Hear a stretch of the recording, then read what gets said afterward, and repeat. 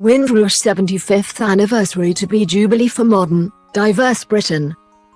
The 75th anniversary of the Windrush generation who helped rebuild post-war Britain will be marked later this year as a diamond jubilee for modern, diverse Britain, campaigners have said. The Windrush 75 network of national organisations, including British Future Charity, which aims to advance racial and cultural harmony in the UK through education, is coordinating events to celebrate the historic milestone.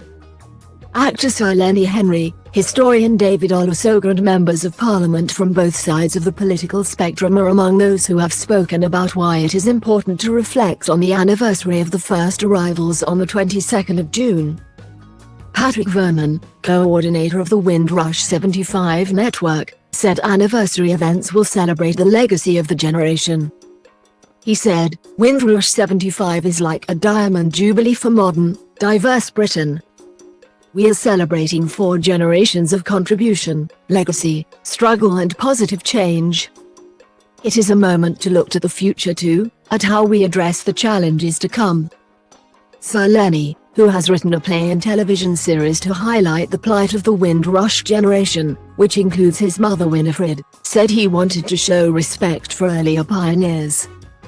The Rings of Power star said, "It's vital this year to celebrate the courage of those Windrush pioneers 75 years ago, who gave up the life they knew to seek a better one here in Britain. They paved the way for those of us who have followed."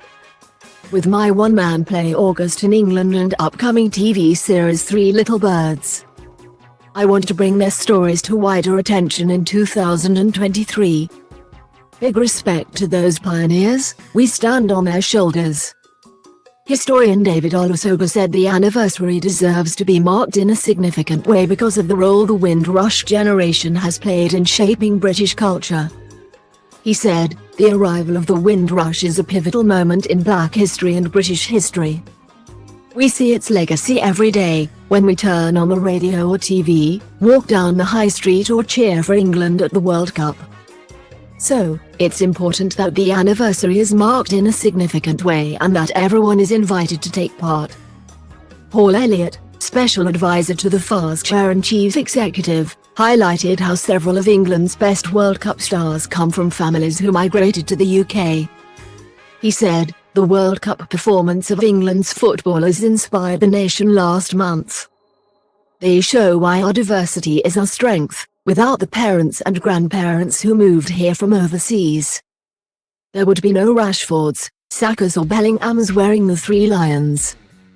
So, in 2023 football will celebrate the 75th anniversary of Windrush and the huge contribution that descendants of those first pioneers have made to our beautiful game.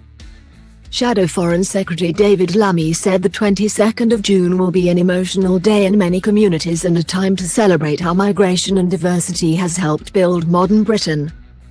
The Labour MP added that politicians must put pressure on the government to finally give the victims of the Windrush scandal the compensation they deserve.